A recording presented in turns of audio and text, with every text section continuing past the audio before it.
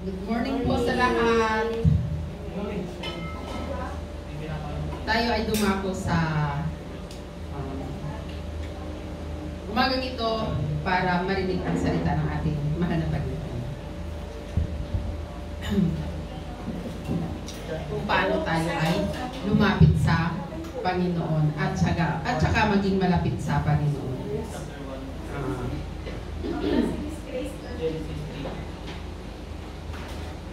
Buksan po natin, okay.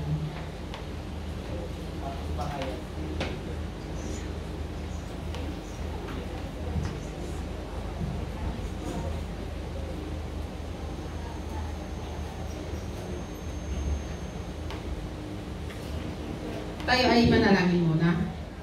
Amang Diyos naming makapangyarihan sa lahat, nagpapasalamat po kami sa umagang ito na idinako mo po kami dito sa iyong bahay-sambahan para ikaw'y papurihan, pasalamatan, Ama. Ama, ikaw ang magbigay sa amin ng katalinuhan, gabay at lakas, Panginoon, para sa pagbigay namin ng iyong salita. Ikaw, Panginoon, ang tanging namin sasambahin sa umagang ito. Maraming salamat, Ama, na ikaw ang nag-ingat sa bawat isa, na hindi ka nagkukulang para po kami ay ingatan. Maraming salamat, Panginoon, na sa umagang ito, lagi ka andyan. Naway, Ama, ang bawat puso namin ay mabukas para sa iyong salita na ito po, Panginoon, ay ipasa sa buhay namin, Panginoon. Panginoon, maraming salamat sa umagang ito, sa iyo ang papuri, sa iyo ang pasasalamat, sa matamis na pangalan ng ating Panginoong Hesus. Amen.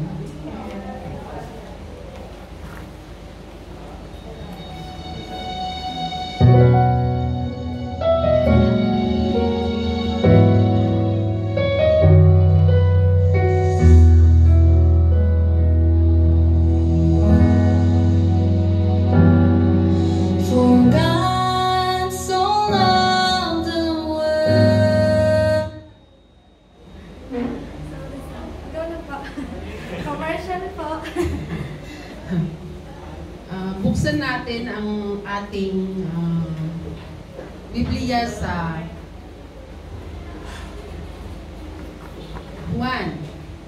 John 15:4.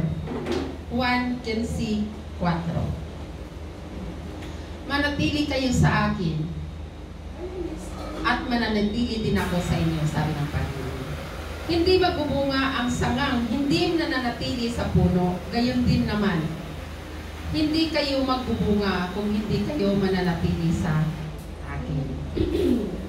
Ang nais ng Panginoon ay patuloy tayo na makinig ng kanyang salita at ito ay lagi nating ipasamuhay na sa araw-araw ng ating buhay ay tayo ay dapat malapit sa Panginoon. Kasi pag lumalayo tayo, ang Panginoon mismo ang nagbibigay ng paraan para tayo ay maging malapit sa Kanya.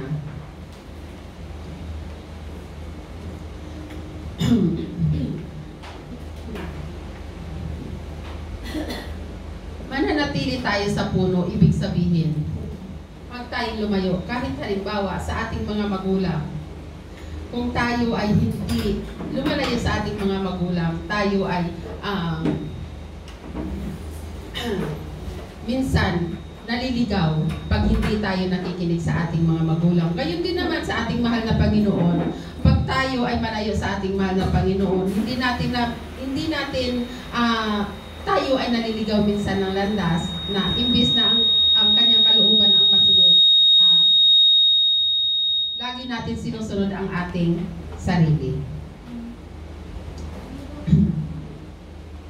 Patuloy natin na susundin at ipamuhay ang gabay at utos ng ating mahal na Panginoon. Siya ang Ama natin, nagbibigay ng lakas sa bawat isa sa atin na tunay na nagmamahal sa ating buhay. Hindi tayo mamumunga ng sagana. kapag tayo ay hiwalay sa ating mahal na Panginoon. Gaya nga ng halimbawa,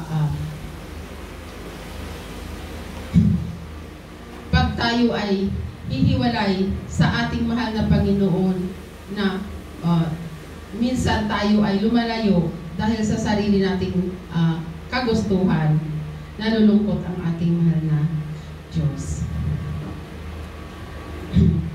Pasasalamatan natin lagi ang mahal nating Panginoon dahil patuloy niya tayo pinapahiram ng buhay. Dahil ang lahat ng mayroon tayo sa buhay o ang hiningaman natin ay Kanya ito. Wala naman tayo pwedeng ipagmalaki anumang ang mayroon o anuman ang narating, anuman ang mayroon tayo sa buhay, wala tayong ipagmalaki. Ang Panginoon ang patuloy na kumikilos para tayo ay magpakumbaba.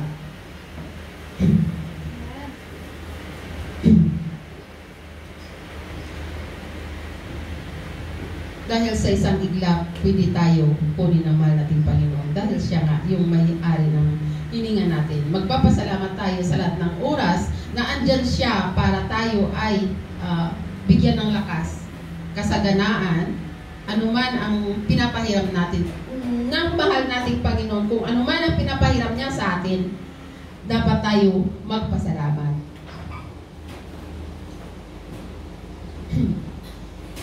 Sikapin natin na tayo ay lumapit lagi sa Panginoon. Pero minsan nga kahit sa panalangin, guilty ako dyan. Kasi minsan, lahat siguro ng tao, halimbawa lang, manalangin, maging matamad manalangin pagka tayo ay meron na hindi natin kailangan ng Panginoon. Pero gumagawa ang Panginoon ng kung anong bagay para tayo ay lumapit sa Kanya, para tayo ay hindi mapariwara. Paano nga tayo naman manalangin na Ama, bigyan mo kami ng pagkain sa araw-araw kung ang refrigerator natin ay puno? Hindi na tayo manalangin. Puno Kaya minsan pinapasalat niya tayo sa buhay para maalala natin siya.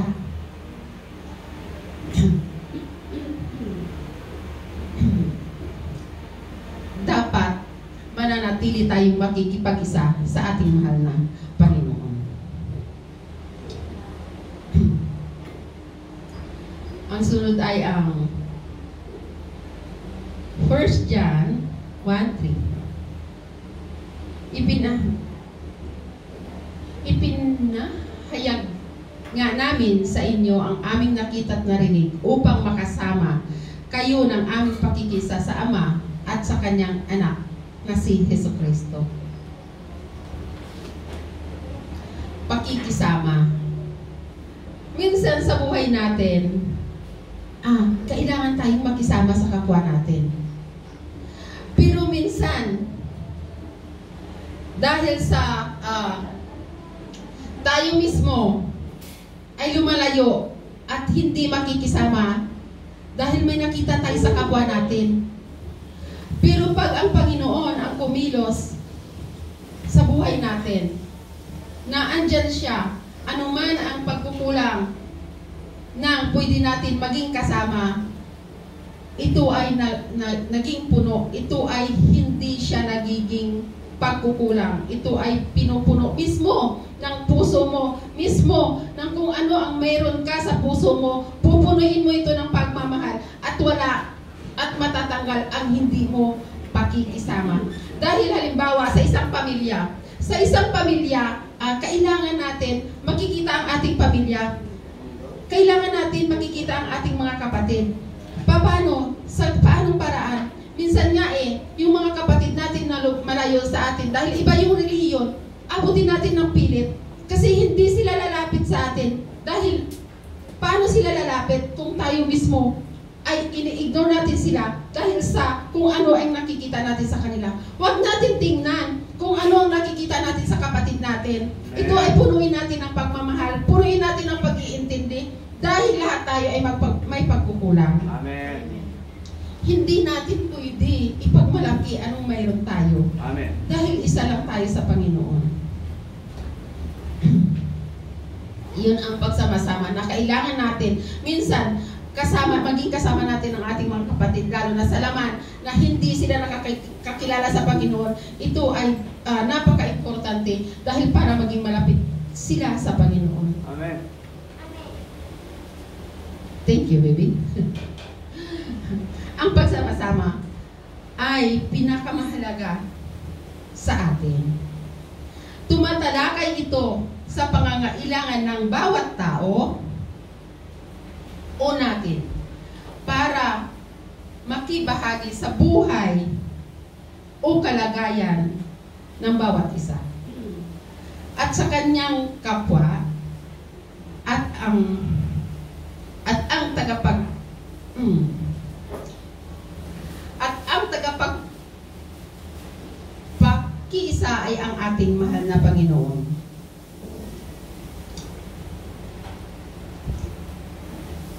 Ang mahal nating Panginoon, minsan ang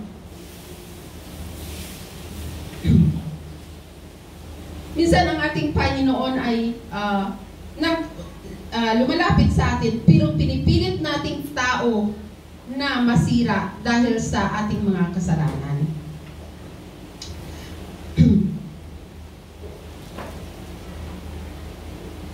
Di nga ba sinira ang pagkikipag-isa ng mahal nating Panginoon, kagaya na lang ni Adan at ni Eva nang magtago sila sa Diyos. Basahin natin sa Genesis 3:8. Nang dapit hapon na marinig nilang naglalakad sa halamanan ang Panginoong Yahweh, kaya't nagtago sila sa mga puno. Tayo man, pag mayroon tayong kasalanan, lalo-lalo na sa mga magulang natin, hindi naman tayo basta-basta lalapit Kasi hihintayin kasi takot na takot tayo. Ganon din pag may kasalanan tayo sa Panginoon, na kung ito ay hindi natin ipahayag sa Kanya na tayo ay nagkasala, ang takot natin ay hindi mawawala at lagi tayong may guilty sa puso natin. Kailangan, kung ano man ang pagkasalanan natin, kung ano man ang pagkukulang natin, ito ay sabihin natin. At kaagad ay tayo maunawaan. Isipin natin, kahit na nagkasala tayo, kahit na nagkasala si Adan at si Eva, andyan ang Panginoon, nangako pa rin ang Panginoon na mananatili ang Panginoon sa atin kahit tayo ay makasalanan. Nangako pa rin siya. Isang pangako na binigay ng Panginoon sa atin, sa bawat isa sa atin. Isang pangako na puno ng pagmamahal. Amen. Isang pangako na hindi nagbabago. Isang pangako Amen. na patuloy siya sa buhay natin na maggagabay dahil mahal niya tayo. Amen.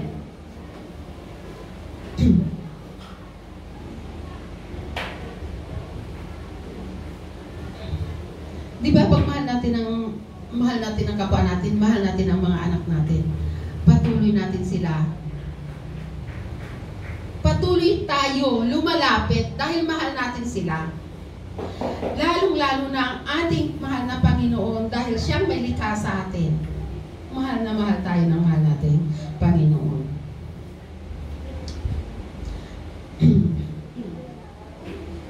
Hindi niya tayo pababayaan. Dahil dumating si Jesus bilang Diyos, nagkatawang tao para mamuhay kasama natin at magbunga para maging malapit tayo sa Kanya. Isa puso natin na makipag-isa tayo sa mahal nating Diyos sa lahat ng oras. Dahil bilang Ama, ang Diyos natin, isa puso natin na makipag-isa sa mahal nating Diyos. Bilang Ama, Anak at Espiritu Santo. Ito ang paraan ng Panginoon nating Diyos para iugnay ang mga anak niya sa bawat isa sa atin. Pinipilit ng Panginoon na iugnay ang mga anak niya dahil mahal niya tayo. Saan na ako? Sa pagtatapos na ako. Buksan po natin ang ating Biblia sa Revelation or Pahayag 3:20. Revelation 3:20.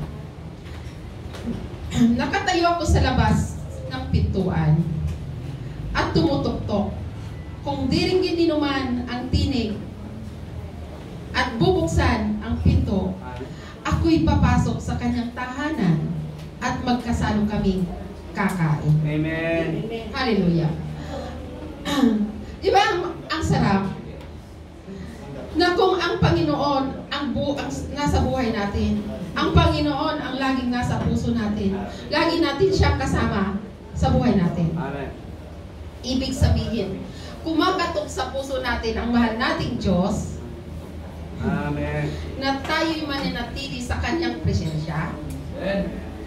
At kung diringgin o dinggin natin ang kanyang mga salita, andyan siya sa ating buhay. Amen. Mararamdaman mo mismo na ang Panginoon ay nasa buhay natin pag ito ay nasa puso natin.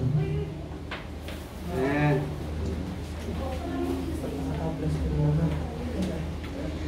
Si Jesus lamang ang manahan at mananatili sa bawat isa sa atin. Na meron ang pusong punong-puno. Pag ang puso natin ay punong-puno ng pag-uunawa, pag ang puso natin ay puno ng pagmamahal, pag ang puso natin ay nauunawaan natin ang ating mga kapatid, tayo ay nasa Panginoon. Amen po ba? Amen.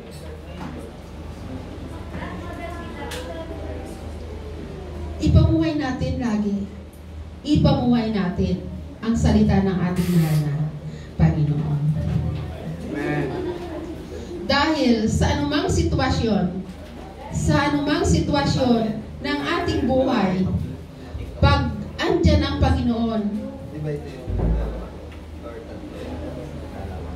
siya ang patuloy na gumagabay sa bawat anong sitwasyon, anumang problema, anuman ang inaalala natin, anuman ang alalahanin sa buhay, pag-ibigay natin sa mahal nating Panginoon, ito ay magiging magaan. Amen. Naway, ang salita ng ating mahal na Panginoon ay maging gabay natin sa bawat oras ng ating buhay at lagi nating pasasalamatan ang kanyang pag-ibig sa atin. Mananatili tayo sa ating puno. Ang Panginoong Hesus ang ating puno. Dahil tayo ang sanga, pag pinutol tayo, patay. Patay. Pasalamat tayo sa mahal na Panginoon sa pag-ibig niya. Pasalamat tayo sa Panginoon dahil patuloy niya tayo iniibig sa lahat ng oras. Amen. Manalangin po tayo. Ama naming banal, maraming salamat. Maraming salamat, Panginoon, sa patuloy na biyaya, sa patuloy na pag-ibig, sa patuloy, Panginoon, na hindi mo po kami pinapabayaan. Patuloy mo po kami inaabot. Patuloy mo po kami pinalalapit sa iyong paanan. Maraming salamat, Ama, dahil andyan ka para sa amin. Nagpapasalamat po ako, Panginoon, sa umagang ito na kung saan andito kami, Panginoon, para magpuri at magpapasalamat sa kabutihan mo sa bawat isa sa amin na iningatan mo sa lahat ng oras. Maraming salamat, Panginoon. Ikaw ang mapapurihan. Ikaw ang mapasalamatan, Ama. Sa matamis na pangalan ni Jesus. Amen. Amen.